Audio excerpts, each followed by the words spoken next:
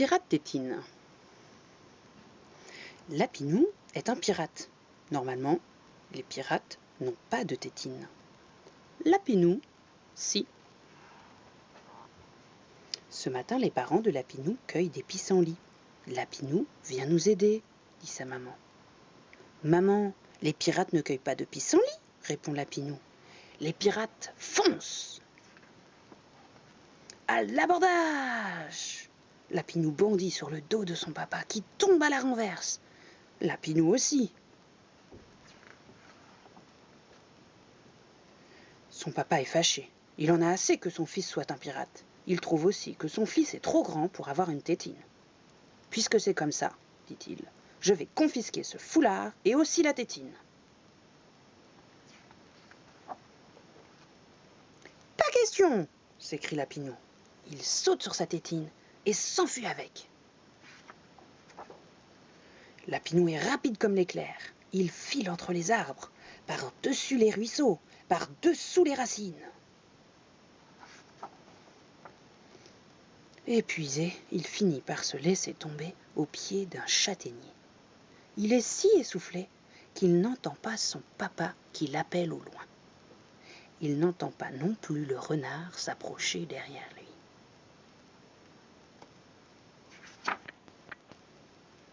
Hop! Le renard attrape Lapinou et l'emmène chez lui. Dans un berceau, il y a un petit renardeau qui crie « Ouah !»« Ne pleure plus, mon chéri, » lui dit le renard. « Regarde le joli lapin que je t'apporte pour ton déjeuner. » À ces mots, le renardeau se met à pleurer encore plus fort. Lapinou réfléchit. « Ton bébé est trop petit pour manger du lapin, » dit-il au renard. « Ah bon ?» dit le renard. Il soupire. « J'ai tout essayé, le biberon, les câlins, les berceuses, il n'arrête pas de pleurer. Sa maman n'est pas là et je ne sais plus quoi faire. »« Moi, je sais, » dit Lapinou en enlevant sa tétine. Dès qu'il a la tétine dans la bouche, le renardeau s'arrête de pleurer. Et tandis qu'il s'endort tranquillement dans les bras de son papa, Lapinou se sauve sans faire de bruit. Il file comme l'éclair, par-dessous les racines, par-dessus les ruisseaux, entre les arbres, et soudain, au bout du chemin, il aperçoit sa maman. « Mais où étais-tu, mon Lapinou? Nous te cherchions partout. Nous n'avons retrouvé que ton foulard de pirate, nous étions très inquiets. » Alors Lapinou raconte à sa maman sa terrible aventure. Puis, comme il est très fatigué, il mange une bonne soupe de pissenlit et s'endort. « Bonne nuit, mon petit pirate courageux, » lui dit sa maman.